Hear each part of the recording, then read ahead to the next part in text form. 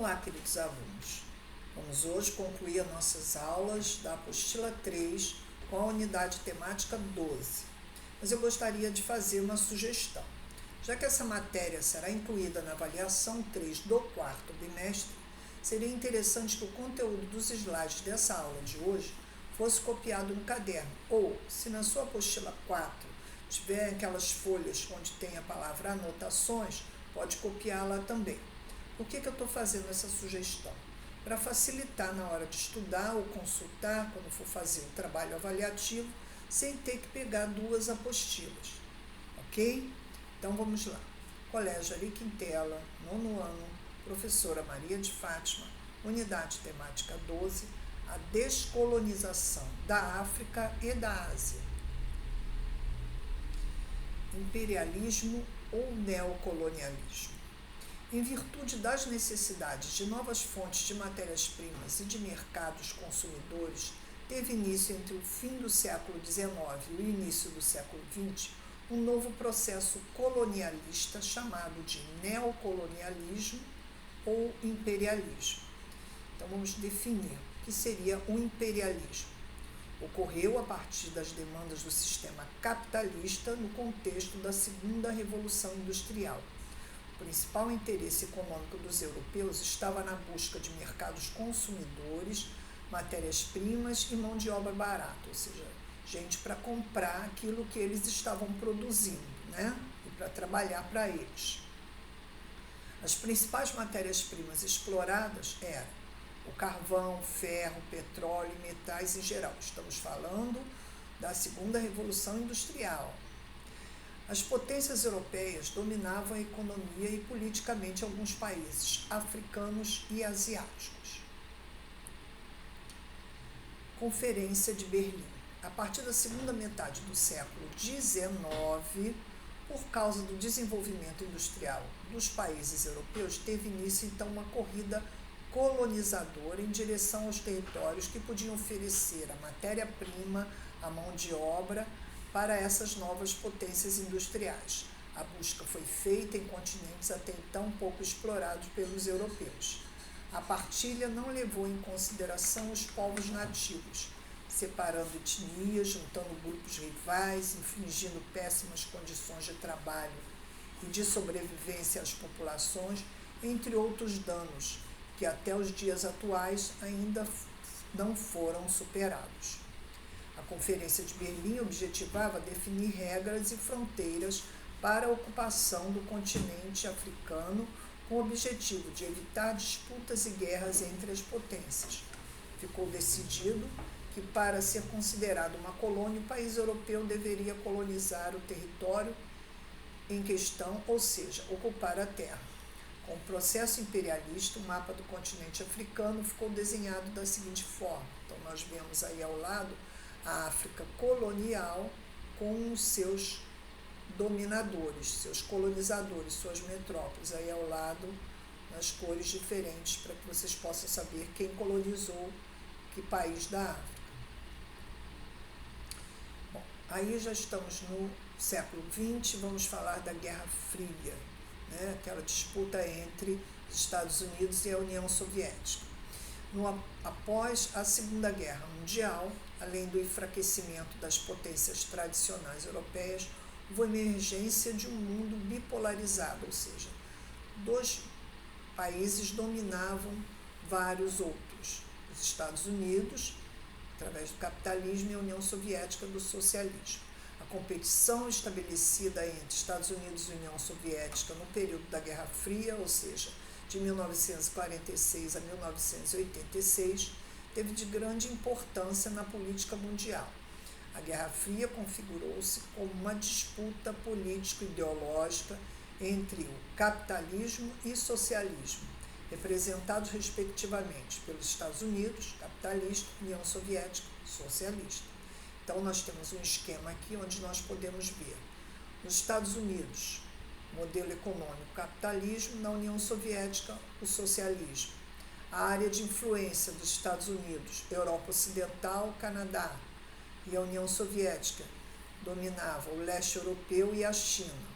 As relações econômicas dos Estados Unidos se deram a partir do Plano Marshall e na União Soviética no Comecon. As alianças militares com os Estados Unidos eram feitas através da OTAN e com a União Soviética no Pacto de Varsóvia. E as agências de espionagem atuantes nos Estados Unidos, a CIA, e na União Soviética, a KGB.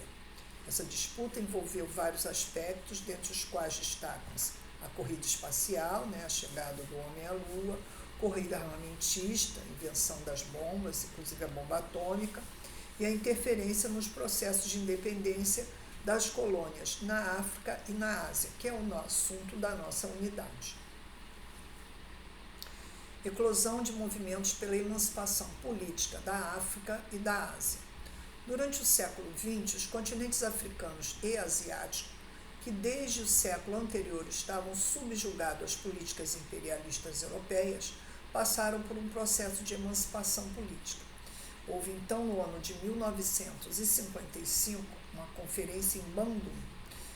Houve uma reunião com 29 países asiáticos e africanos na Indonésia.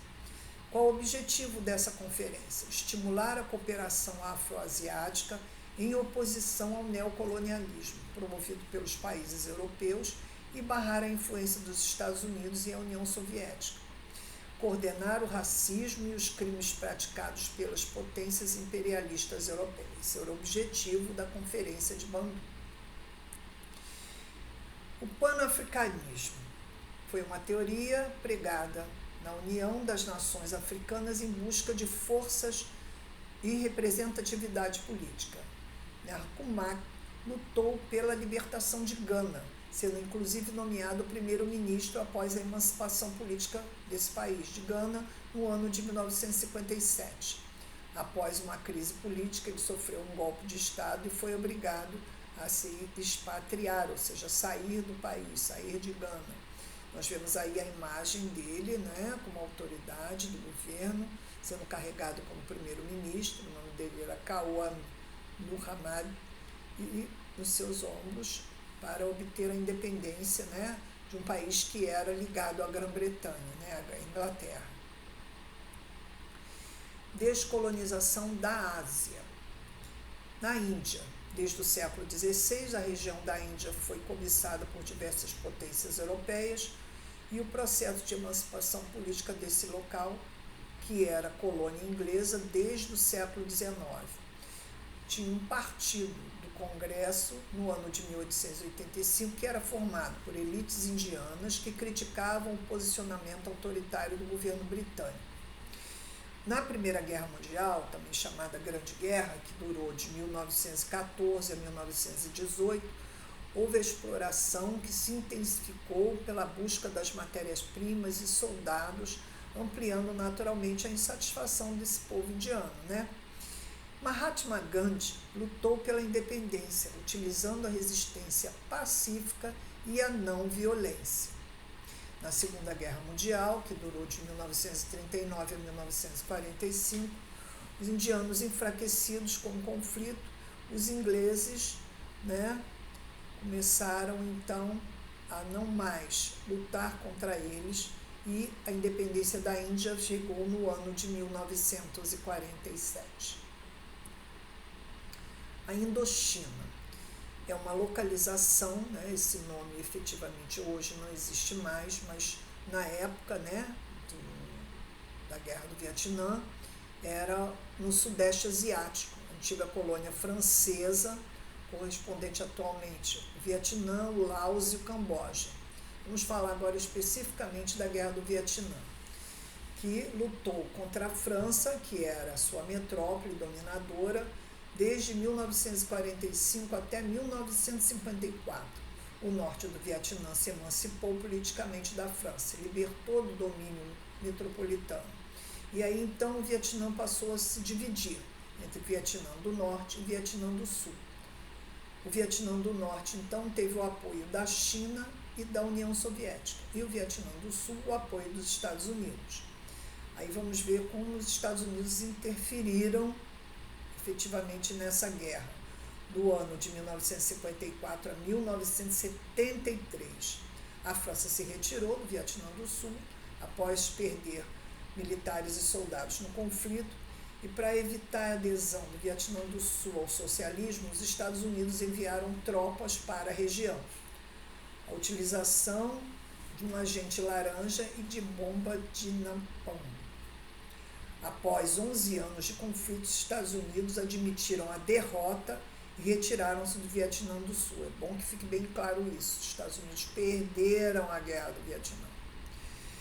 Então, houve uma guerra civil dentro do Vietnã, que ocorreu desde 1973 a 1976, o Vietnã do Sul continuando o conflito entre vietnamitas, aqueles ligados ainda aos Estados Unidos, a área capitalista, e os Vietcong socialistas ligados à União Soviética. Os Vietcongs ganharam essa guerra civil. Então, o Vietnã se reunificou com um sistema socialista. A China. Entre os séculos XVI e XX, a China foi disputada por diversas potências europeias. Foi apenas em meados do século XX que a Revolução Comunista, liderada por Mao Tse-tung, que a exploração estrangeira em solo chinês se encerrou. Vamos fazer uma retrospectiva da história chinesa, né? Como isso aconteceu desde 1912 até a Revolução Cultural. Em 1912, a China foi proclamada sua república, quando Chiang Yat-sen foi o primeiro presidente. No ano de 1921, houve a criação do Partido Comunista na China. Em 1928, Chiang Kai-shek, do Partido Nacional, chegou ao poder. Em 1933 e 1934, houve uma longa marcha promovida por Mao Tse-tung. Em 1936, o Japão invadiu a China. Em 1945, tropas japonesas foram expulsas do território chinês e os comunistas, que haviam conseguido cortar as ferrovias de Xangai e Nanquim ao atravessar o rio Yangtze para atacar a cidade de Nanquim, que era a última barreira da invasão comunista no sul da China. Os partidos políticos chineses. O Partido Nacional tinha como líder, então, Chiang Kai-shek, que defendia o estabelecimento do governo capitalista, que ao chegar ao poder em 1928, o Kuomintang iniciou uma política de perseguição aos integrantes do Partido Comunista. Após a proclamação da República Popular da China em 1949, Chiang Kai-shek fugiu para Taiwan e lá implantou o governo capitalista. Agora vamos ver o lado do Partido Comunista Chinês. Como líder, o Mao Tse-tung, já falamos sobre isso, defendia o estabelecimento do governo comunista. Diante da perseguição de Chiang Kai-shek, os comunistas promoveram uma longa marcha para o interior do país. Em 1949, os comunistas proclamaram a República Popular da China, lideradas por Mao Tse-tung. Durante esse período, os japoneses estiveram em território chinês na Segunda Guerra Mundial. Nacionalistas e comunistas chineses uniram-se forças. Foi nesse período que Mao Tse-tung e seus seguidores receberam armamentos e treinamentos táticos que seriam utilizados posteriormente na Revolução. Esse treinamento foi através dos socialistas. Vamos então falar desse líder tão importante, né, que liderou a China por muito tempo, que foi Mao Tse-tung. Ele proclamou então a República Popular na China em 1949. Em 1957 ele implantou o grande salto em frente, que era um plano econômico que objetivava um rápido crescimento na economia. No ano de 1966, ele deu início à famosa Revolução Cultural, com a finalidade de apagar os traços imperialistas e capitalistas da sociedade chinesa. Rompeu as relações diplomáticas e comerciais com os Estados Unidos, os países capitalistas, expulsou estrangeiros do país, nacionalizou fábricas e realizou reforma agrária. Com a morte dele em 1986, a China voltou a realizar acordos e relações diplomáticas no cenário internacional. Descolonização da África. Voltando aqui um pouquinho a falar sobre a África, né? Assim como o continente asiático, que nós acabamos de citar. Após a Segunda Guerra Mundial, o continente africano também passou por um processo de descolonização, ou seja, da retirada das metrópoles, né, e a conquista da independência de alguns países africanos. No entanto, esse processo resultou em diversas guerras civis, guerras internas, né, dentro do próprio país, motivada por conflitos étnicos e tribais. Na Argélia, por exemplo, o processo de emancipação se deu através de uma batalha no ano de 1956, a Batalha de Argel, onde muitos guerrilheiros argelinos foram mortos. Contudo, o movimento nacionalista não foi eliminado e deu continuidade ao conflito. Em 1961, iniciaram-se tentativas de renegociação de paz entre a França e a Argélia. Em 1962, no Acordo de Évian, foi reconhecida a independência da Argélia. Em 1963, Mohamed Ben Bella liderou a guerra do lado argelino e foi eleito presidente e declarou o não alinhamento aos Estados Unidos ou com a União Soviética. Não quis se aliar a nenhum desses dois países. Em 1991 a 2002, ocorreu então a Guerra Civil Argelina, né, a guerra interna, como eu disse, dentro do país, em que o governo buscou barrar a ação de grupos rebeldes islâmicos. Angola. Em 1974, a Revolução dos Cravos, que combateu o salazarismo em Portugal, né, o governo de Miguel Salazar, auxiliou no processo de descolonização dos territórios portugueses em Angola, Moçambique, Guiné-Bissau e Cabo Verde. Portugal tentou manter Angola sob seu domínio, concedendo cidadania aos angolanos e maior acesso à educação. Os principais grupos que lutaram pela independência de Angola foram o Movimento Popular de Independência de Angola, apoiado pela União Soviética e pela China, a Frente Nacional de Libertação de Angola e a União pela Independência Total de Angola, UNITA. Esse último foi apoiado pelos Estados Unidos. Em 1975 foi assinado o Acordo de Alvor, que concedeu a independência a Angola. Após esse acordo, iniciou-se então uma guerra civil que dividiu o país, cujos efeitos podem ser sentidos até hoje na economia e na política angolana. Marcas da colonização. Várias foram as consequências causadas pelo imperialismo no continente asiático e africano. No entanto, as marcas da colonização foram divergentes em cada local. Na África, com o estabelecimento de fronteiras de novas nações, houve um intenso conflito entre etnias e tribos diferentes que ficaram sob a mesma nacionalidade. Após o rompimento com as metrópoles, um dos maiores desafios dos novos países foi o estabelecimento de uma economia industrial que possibilitasse o desenvolvimento nacional. A falta de emprego e de serviços públicos de atendimento à população contribuiu para a pobreza dos países recém-formados na África. Agora, na Ásia, os novos estados deram continuidade às bases estabelecidas durante o período pré-colonial, ou seja, antes da colonização. A introdução de produtos industrializados nos países asiáticos alterou a economia e as características da sociedade. Com essa frase, encerramos a nossa unidade temática 12.